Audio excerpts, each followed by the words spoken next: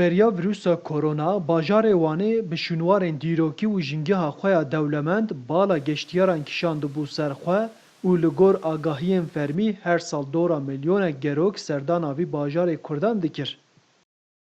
Ev yek jî ji bo debara rûnişvanên bajêr bûbû çavkaniyek baş û ji ber vê yekê hejmarek otel, kafe û xwaringeh her wiha cihên nû vebûbûn. Lê piştî ku li Tirkiye cara yekan di dehê adara 2020 da balavbûna vîrusa korona hatibû dîtin, hikûmetê dest bi wergirtina tedbîran kiribû û geştyarî an ku turîzm jî rawesta.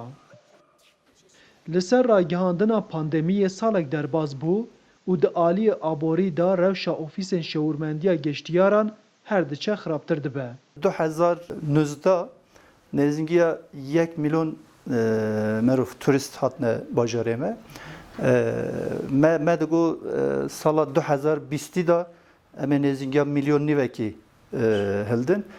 Fakat ev korona dest pê kir pêşê de Çînê de ket paşê belayê dinyayê bû. Piştî adarê turist qut bûn nehatin. Serokê Ofîsên Şewirmendiya Geştyarên Tirkiyeyê Herêma Rojhilata Anatolyayê Cevdet Özgökçe dibêje ku ji ber kêmbûna geştyaran hejmarek endamên wan ofîsên xwe girtin û firotin. Wanê 67 endamê me hene. Bêlgê de jî 148 endamê me hene. 27 wana îflas kirin dikanê xwe girtin. Qedera 23 esnafê me jî dikanê xwe firotin. Vê demê da esnafên min xwe üyeyê me xwe zefê wana girtîne nikarin ofîsê xwe vekin.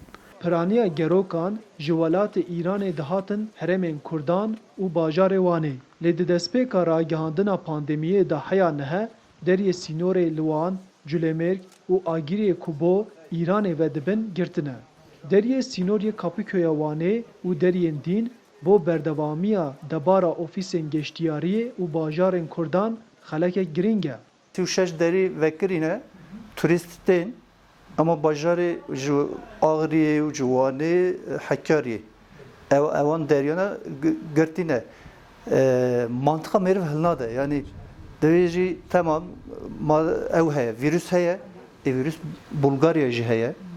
Yunan jî heye, Avrupa jî heye, İran jî heye. İranê teyare radibin bi hezara merva dibine İstanbul'ê dibine, Antalya'ya dibine, Ankara. Ama ji Wanê re 100 kilometre aramada heye. Ûra nikarin wan evê derê. Özgökçe ji bo çareserkirina van pizgirêkan ji dewletê alîkarî xwast û wiha berdewam kir. Daxwaziya me devletê her demê gelme ve ekonomiya Türkiye 106 destê me tê qazançkirin em devra turîst hatînin. Maalesef devleta me nebû xayî, hêjî nave xayî. Li gor saziya îstatîstîka Tirkiyê di sala 2020 da dahatûyên geştyariyê li gor sala 2019 65% ket û bû 12 milyar dolar. Arif Aslan, Dengê Amerîka, Wan.